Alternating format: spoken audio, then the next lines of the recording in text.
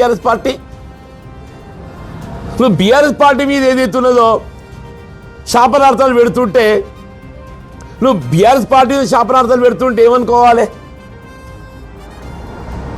నువ్వు BRS party శాపనార్థాలు పెట్టకు తల్లి. రాష్ట్రంలో అధికారంలో ఉన్నది రేవంత్ రెడ్డి గారు. ఈ రాష్ట్రానికి ఏదైతుందో అది నిజంగా మంచి చేస్తే సంతోషపడదుమే. నిజంగా మంచి చేస్తామని మంచి చేస్తూ ఒక రెండు చెప్తారు. మహాలక్ష్మి పాపం ఆర్టీసీ కార్మికులు అయితే శంకర్ గౌడ్ బలైపోయిండే. ఆ నిధులు సక్రమంగా ఇచ్చి ఉండున్నట్టయితే ఆర్టీసీ కార్మికులు ఉద్యమించేది కాదు, శంకర్ గౌడ్ బలయ్యేది కాదు. ఉచిత విద్యుత్ ఆర్టీసీ రోడ్ ఎక్కిండ్రు. ఇక నేను ఉన్నదేందే, ఇక నేను ఉన్నదేంది అంటున్నా. ఫీజు రియంబర్స్మెంట్ 10,000 కోట్లు కోర్టు మొట్టిగా లేచింది ఫీజు రియంబర్స్మెంట్ సంబంధించి.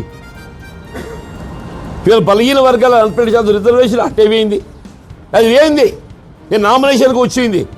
ఇప్పుడు కేవలం సింగిల్ విండో నామినేషన్ చెప్పి నిన్న క్యాబినెట్ నిర్ణయం అయిందంట, ఏదో చర్చ అయిందంట. మరి స్థానిక సంస్థలు కూడా నామినేట్ చేస్తా అంటాడు. ఇది కూడా తెలియదు కథ, తెలియదు ఎవరికైనా. ఇప్పుడు నిన్నటి దాకా ఏం నడిచింది? సింగిల్ విండో నామినేషన్ అని చెప్పి చర్చ అయిందా? ఇంకా దాన్ని ఏమైనా కానూన్ దొరుకుతో చూస్తారు. స్థానిక సంస్థలు కూడా ఎన్నికలు పోకుంటే నామినేట్ చేయవచ్చా? అట్లుంది పరిస్థితి అని చెప్పి అంటున్నా. దాన్ని అడ్డుకునే ప్రయత్నం చేద్దామమ్మా అంటున్నా నేను. కేసీఆర్ గారి ఉద్యమ స్ఫూర్తితోనే ఇవాళ మీరు నాయకురాలిగా ఎదిగొచ్చిండ్రు. కేసీఆర్ గారి ఉద్యమ స్ఫూర్తితో ఏదైతుందో మీరు నాయకురాలిగా ఎదిగొచ్చిండ్రు. మరి ఈ స్థాయి వచ్చిందంటే అది కేవలం కేసీఆర్ గారి యొక్క ఉద్యమ స్ఫూర్తి అంటున్నాను. దాన్ని కేసీఆర్ గారు మరింత గొప్ప నాయకుడు నిలబెట్టే విధంగా ప్రయత్నం చేద్దాం. కేసీఆర్ గారు మరింత గొప్ప నాయకుడు నిలబెట్టే ప్రయత్నం చేద్దామని చెప్పంటున్నాను.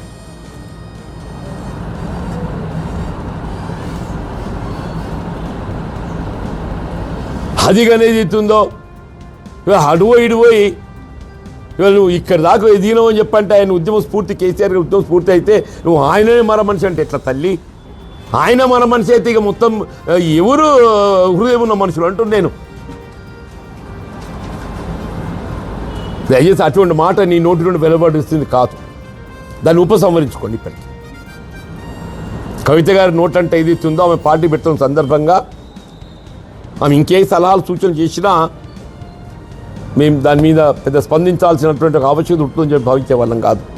కానీ అంత పెద్ద ఆయన పట్టుకొని ఏదైతుందో తెలంగాణ ఉద్యమ నాయకుడు, తెలంగాణ రాష్ట్ర ఏర్పాటు స్ఫూర్తి దాత, 2 పర్యాలు రాష్ట్రాన్ని ఏదైతుందో దేశంలోనే కాదు అంతర్జాతీయ స్థాయిలో నిలబెట్టినటువంటి ఒక గొప్ప నాయకుడిని పట్టుకొని ఇలా మరమనిషిగా పేర్కొనడం అంటే నిజంగా కూడా దాన్ని మరి జీర్ణించుకోలేకపోయి మీరు కవిత గారు మీరు ఆయన స్ఫూర్తిలో మీరు ముందుకు వచ్చిన నాయకురాలు కాబట్టి let might have slipped the tongue or లేకపోతే నిజంగా ఉద్దేశపూర్వకంగా అన్నారు చెప్పలేము. అది కూడా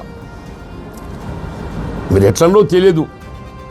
కానీ ఏదైతుందో దాన్ని ఉపసంహరించుకుంటే మీ గౌరవం ఉంటుంది. దాన్ని మరమనిషి అనే ఒక పదాన్ని ఉపసంహరించుకుంటే మీ గౌరవం ఉంటుంది. ఇవాళ ప్రజాస్వామ్యంగా మీరు పార్టీ పెట్టుకుండ్రు. We wish that you should become success.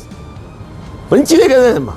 మీరు కూడా ఒక రాజకీయ పార్టీ నాయకురాలిగా ఒక రాజకీయ పార్టీ స్థాపించిండ్రు. మీరు కూడా సక్సెస్ కావాలని కోరుకు తప్పింది దాంట్లో. ఆ ఎదుగుదల ఏదైతుందో ఈ ప్రజాస్వామ్యంలో ప్రజల మేలు కొరకు అది మంచి చేయగలిగితే సంతోషపడదాం. ఎవరమైనా అంతే కదా, ప్రజల మేలు కొరకు ఏదైతే పనిచేస్తే సంతోషపడదామని చెప్పండి. మీ స్థాయిలో మీకున్నటువంటి ఆలోచన మేరకు పరిజ్ఞానం మేరకు మీరు కూడా మంచి చేసే ప్రయత్నం చేయండి. అంతేగాని ఏదైతుందో ఇటువంటి ఆ పెద్ద ఆయన గురించి పదం వాడటం ఏదైతుందో సరైనది కాదు. దయచేసి ఉపసంహరించుకోండి అని చెప్పని నేను విజ్ఞప్తి చేస్తాను.